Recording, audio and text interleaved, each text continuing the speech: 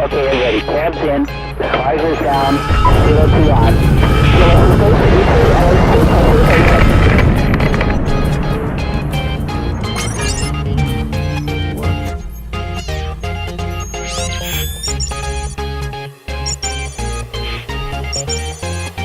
AudiblEye will be successful by setting a new standard of building accessibility to blind and visually impaired individuals through a unique indoor navigation solution. The application works with Bluetooth beacons to identify points of interest within a building and provides users with verbal descriptions of their location.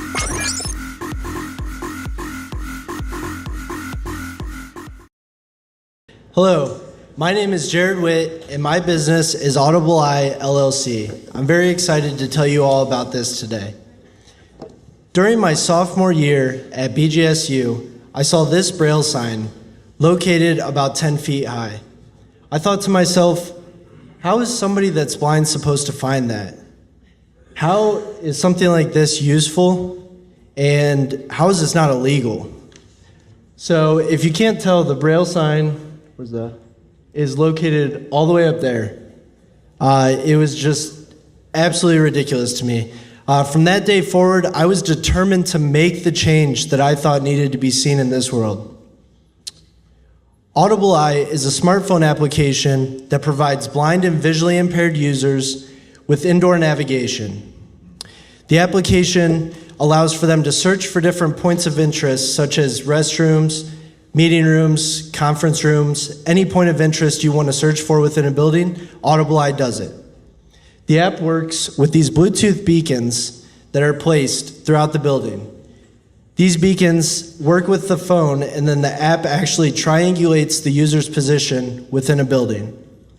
Now, ladies and gentlemen, here's a demonstration of AudiblEye at BGSU currently. The app provides proximity-based notifications. Now approaching the College of Business. You are entering the College of Business. Directional notifications. And even approximate distance notifications. Dean Braun's office is on the right in 25 feet. Entering Dean Braun's office. Sorry, I had to put BG in there because that's where I graduated from. So, I had to say it, sorry. But anyways, so as you can see, this is something that would greatly impact the life of a blind or visually impaired individual, and that's my goal.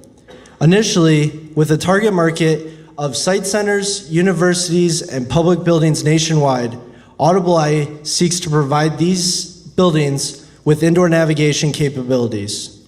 Say, for example, a building needed approximately 50 beacons to outfit their building. This building would pay $120 a year per beacon to have AudiblEye capabilities within their building.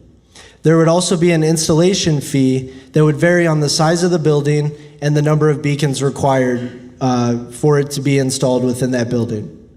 Let's say I were to outfit 10 buildings next year with AudiblEye capabilities. I would be able to generate $135,000 worth of revenue in 1 year. Now, as far as progress that AudiblEye has made, since the hatch in 2014, of which I was involved, I received a $10,000 investment that got me to where I am today. I have 2 investors currently, and we have 2 working prototype installations, one of which is at the College of Business at BGSU, and another at the Cleveland Site Center. We also have secured a provisional patent for the use of Bluetooth technology for aiding and assisting blind and visually impaired individuals. We're working right now to install a 3rd installation at the Northwest Ohio Site Center, and that's currently in progress. However, we are unable to distribute the application to the masses. In order for us to be able to do this, we have to secure and finalize a licensing agreement with our indoor mapping company. This mapping company is located in Austria, and we are literally if we had the funding to do so, we would be able to start selling AudiblEye within 2 weeks and have the app on the App Store.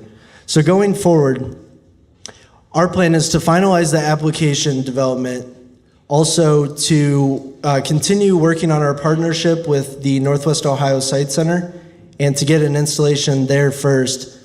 And also, as you may remember, I said that if I were to outfit 10 buildings, well, I have 10 customers waiting right now waiting for a quote right now to have AudiblEye installed in their buildings. Now, judges, I have one last question, or one last thing. When making your decision, please remember the over 1.3 million blind individuals in the United States and the impact that AudiblEye could have on their lives. Thank you very much for your time. Thanks very much for that presentation. Judges?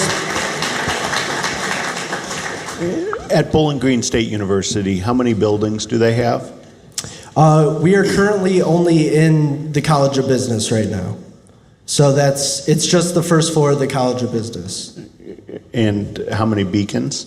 There are 45 beacons in that building right now. And that's the first floor? Yes. How many floors? There are I believe there's 4 floors. I'm sorry, there are 22 beacons at the College of Business. Okay. Yes. How much would it cost Bowling Green State University to outfit their campus with AudiblEye on an annual basis? That's a good question.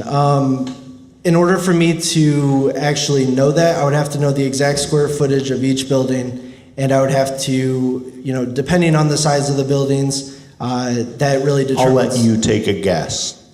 Take a guess? I would say it would cost, about $100,000 plus the installation fee. So. Okay. Do you think that is something that institutions are willing to bear? Have you inquired with them is that an amount that they would be willing to pay on an annual basis to maintain this service? Well, initially my target market is site centers. So initially what I would like to do is get into those site centers. I'm already in 2 of them basically, and build that brand loyalty, because there are a lot of resources for others with disabilities, but the amount of resources for individuals with visual impairment are definitely a lot less.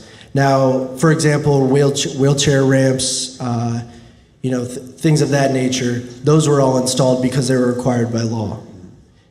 Eventually, my goal is to get AudiblEye required by law and to work with the ADA. I understand that's shooting for the stars. However, I believe it's possible with the right backing.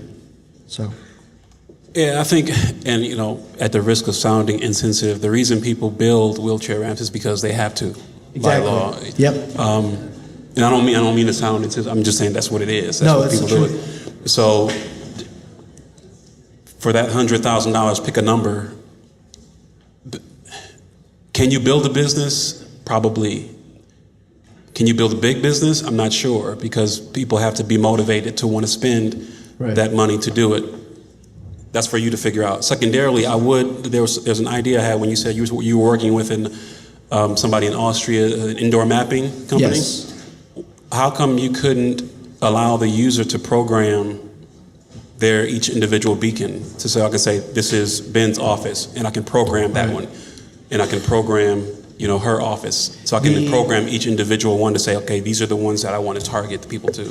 Now, what that would allow to happen is essentially, so let's say Ben's office, for example, it would basically just say, this is Ben's office, or you are passing Ben's office. With the indoor mapping, what it does, they have the algorithm down that it actually triangulates the position within the building. So they can actually search and get a route, an actual, just like GPS, receive a route to their destination. Whereas if they were to just, program their own beacons, there would be no, triangulation or anything like that. So. What's your past experience with blind people? I actually, honestly, did not have any before the hatch. I saw this Braille sign, And I mean, it was like, I saw it and I was just like, there has to be something better. I started noticing them all over the place. You said you had 10 customers lined up. Do you have purchase orders? I do not, unfortunately, because I'm the type of person that I don't want to go out and try to quote somebody for something when I don't even have the technology. I mean, Right. I understand that. I have a prototype of the app, but I don't have the app on the App Store, and you know what I mean? Right, yeah. Are they aware of the $100,000 annual fee? Yes.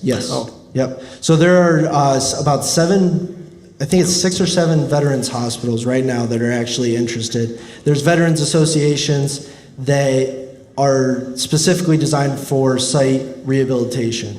How many of those are in the country? Hundreds.